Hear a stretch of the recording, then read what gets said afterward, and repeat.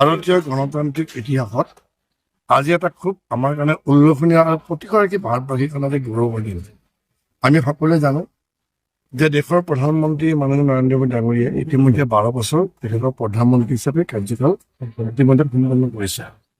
আৰু আজি আন এটা ইতিহাস হ'ল যে আমি সকলোৱে গম পাওঁ যে সকলোতকৈ বেছি দিন প্ৰধানমন্ত্ৰী হিচাপে জৱাহৰলাল নেহৰু আছিল। তেখেতে কাৰ্যকাল কৰিছিলে 4,398 দিন। আৰু আজি 4,399 দিন হৈ প্ৰধানমন্ত্ৰী মহোদয়ে এক ইতিহাস আজি ৰচিলে।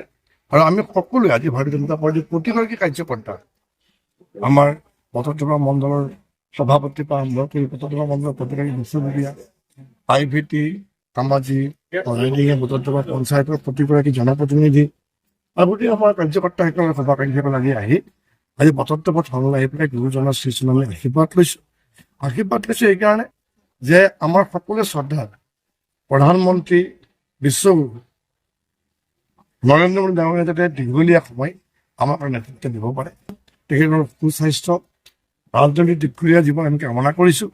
আৰু তেখেতৰ নেতৃত্বত ভাৰত সদায় সুৰক্ষিত।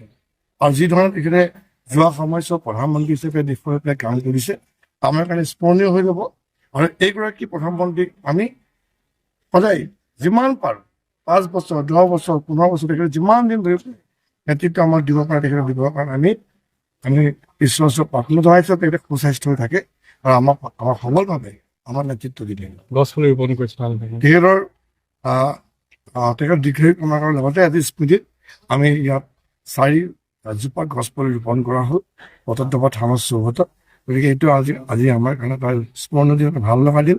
আৰু মই ভাবোঁ যে আজি আমি বিশেষভাৱে দলীয় কাৰ্যসূচী হিচাপে বা প্ৰতিবাদী শুভাকাংক্ষীয়ে আজি য'তে তেনেকৈ পায়, য'ত উপাসনা গৃহসমূহ আছে, সকলোৱে তেওঁলোক পেলাই আশীৰ্বাদ লৈছে।